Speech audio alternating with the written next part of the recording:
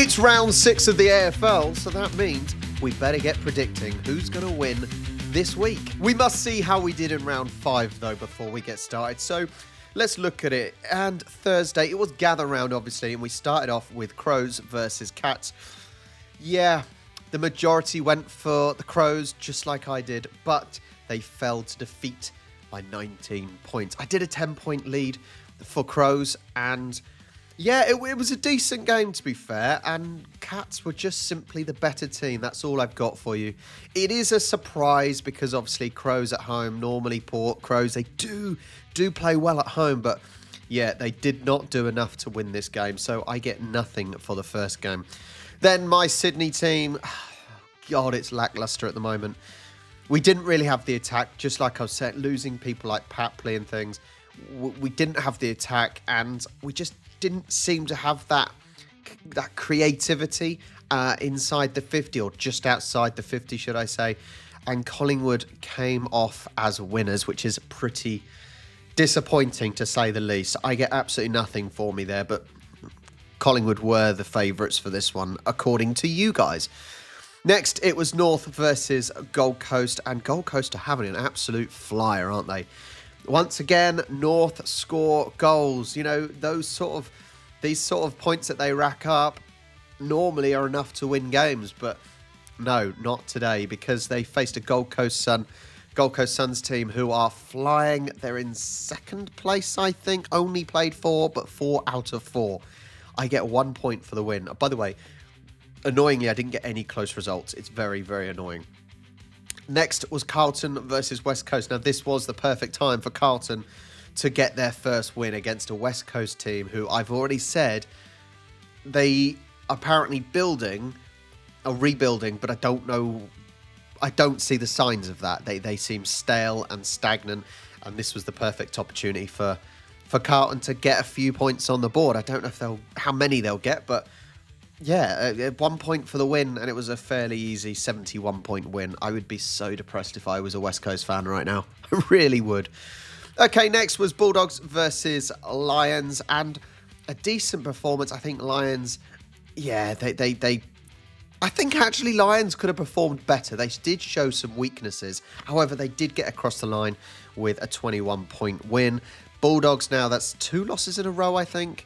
So they really now need to start picking it up, although they are, they're in 12th. Yeah, 2 wins, but 2 losses in a row. They've got to pick it up. Lions, top of the league, fairly positive, but have shown some weaknesses, in my opinion, in this game. 1 point for the win. Next, oh God, I watched this one. D's versus the Bombers. I watched this with live watch long. I obviously did Bombers to win. I did them to win by 10. I thought maybe Melbourne may show something. They literally played in the third quarter and that was it. Thinking, they could have a comeback. And no, the fourth quarter, they just got blown away again. I don't know what's happening. Gorn just looks like a shadow of himself. He looks like an old man. And I'm not saying he's young in terms of sports, but he's second best. He looks weak. He's being outplayed by smaller players. And it's really kind of disappointing to see, to be honest. So 1 point for the win, and that's it. Next was Richmond versus Freo, and look, 47 points. Jesus, that's bad. Even West Coast did better than that. Freo, they won by 61. So even then, I still don't get a close score. Freo doing well at the moment. They are doing okay. 3 wins out of 5. They are sitting in 8th spot. I don't know. Can't decide if I think they are going to keep that or not. I'm hoping, obviously, Swans certainly push up. But 1 point for the win. Then Saints versus Giants. This was actually a fairly tight, evenly predicted game. 58% went for Giants, 42% went for Saints, and I was in the correct side at least. That is a positive. I did GWS by 15, and they won by 28. So there are some of these games where actually I'm not miles off, but just not quite enough for a close score, which is really annoying because in Superbru, those close scores make a huge, huge difference. Really do. Last game, though, this was a shock because Port were incredible. They were so good. However, Hawthorn were awful. And the fact that they got 91 points which is better than a lot of the other teams that lost. And actually, how they got 91, I really don't know. They were awful. Yeah, but nothing for me for the last game of the week. Looking at the leaderboard then, there is no movement in the top 5. So I assume all of the top 5 had a pretty decent week. But 6th place is now Giants 4. Just Really is up 9 to 7th. Up 9 is Leonidas to 8th. Emours is down 3 and Stinky Pinky is 10th. That is the top 10. But we do have some movement. Tom Here Now is the golden hat this week, up 44 places. That's really, really good. Well done. Let's have a look at some big.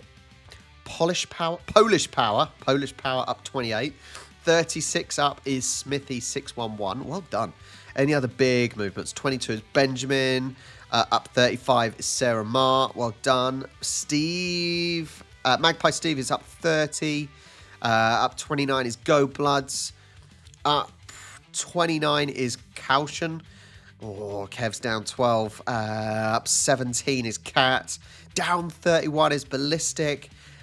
Down 25, Smiley. Down 31 is Beauregard. Ouch. Up 41 is Sans Pants. Silly name. Down 38 is Banger Harvey.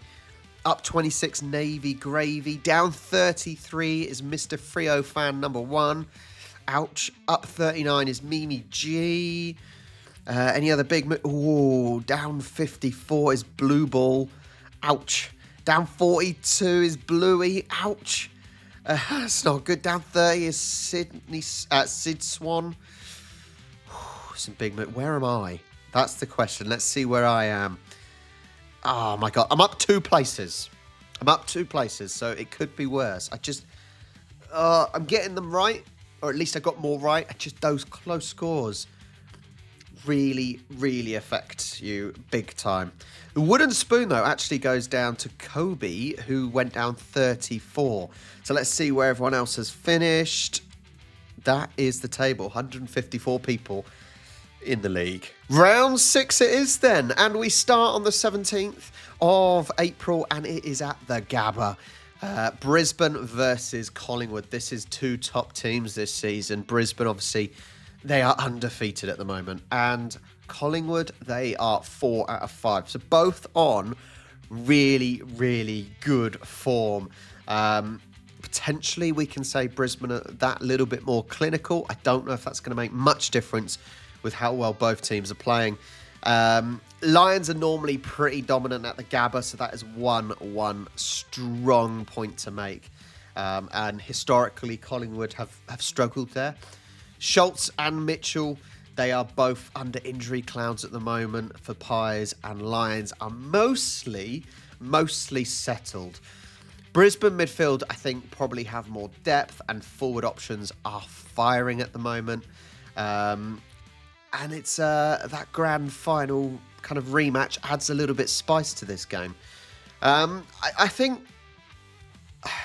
Brisbane, they have shown some frailties, even despite winning. Collingwood have performed well, but being at the Gabba, I think that is a really, really strong factor. The fact that we don't know Schultz and Mitchell are going to play, I'm not sure. I think I'm going to go with the Lions win here. I think that home advantage speaks for a lot. I'm going to do Brisbane by 18. Okay, that's my prediction for the first game of the week. Then, Friday the 18th, it is Marvel Stadium, North versus Carlton. Well, both teams here. Who would have thought this? Both teams only won 1 game so far out of their first 5. I think the Roos had a little bit of early promise, and that has simply faded away. They do score goals mostly, except against Swans. Carlton snapped their losing streak last week, looking to build on from that. But, Carlton won against West Coast, so I don't know how much that really says, to be honest. I think Marvel certainly suits Carlton's game plan, and they'll certainly have that strong support as well. I think Blues can still be dangerous, even despite not having McKay. but Curnow could obviously dominate in this game. And I just think Roos lack that experience to match Carlton over the full 4 quarters. It's a difficult one, but I think Carlton now should start getting results. That win against West Coast should be enough to really kind of push them on and maybe just build that confidence. So I'm going to go Carlton. Oh, that's painful to say. Carlton by 20. Yeah, that's my prediction. So next is Optus with West Coast versus Essendon. There should only be one winner here. Bombers coming off 2 straight wins, and so they are certainly building that momentum. West Coast still bottom of the table, where I assume they will finish. Surely Melbourne will pick up a result to keep away from them slightly.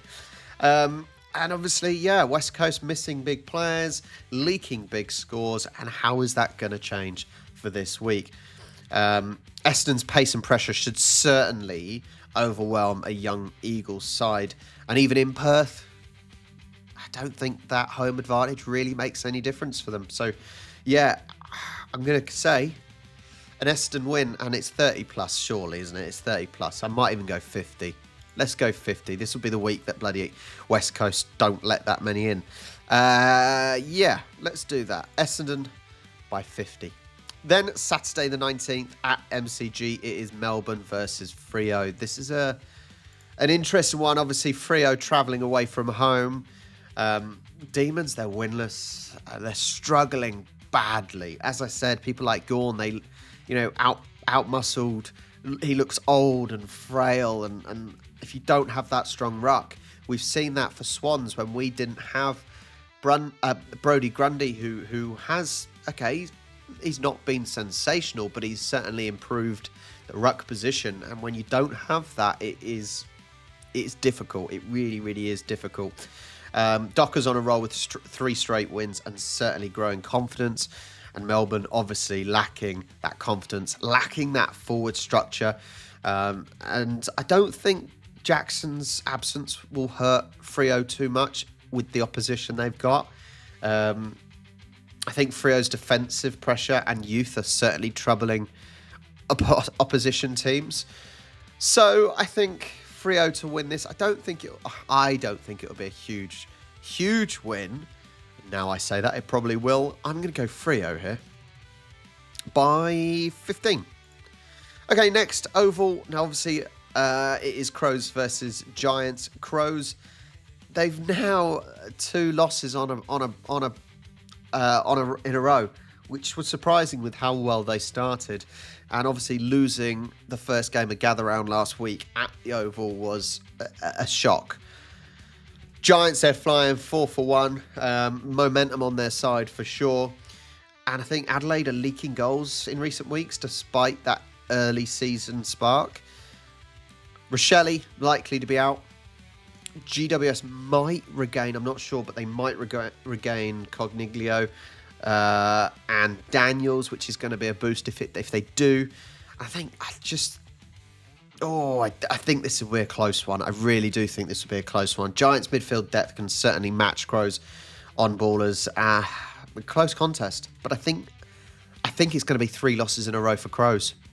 I'm going to go with a GWS win just by 6 points. I think that's a close one on the cards there. Next Marvel, it is Richmond versus Gold Coast. Gold Coast are looking to put real pressure on the top spot here. 4 wins out of 4.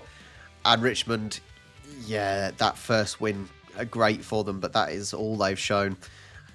Here, looking at it, Gold Coast, I still think they are probably the surprise package so far in the first 4 or 5 games in the season. I wouldn't have expected them to do as well as they are, but it's impressive. It is impressive. And Richmond, unfortunately, are leaking far too many goals at the moment. So with Suns, they're rested after last week. Lots of confidence. Multiple goal scorers. This should be a simple result. I'm going to go Gold Coast. Oh, it's by how many, isn't it? It's how many. I'm going to go Gold Coast by 40, 50, 57. A random number, 57 for Gold Coast Suns.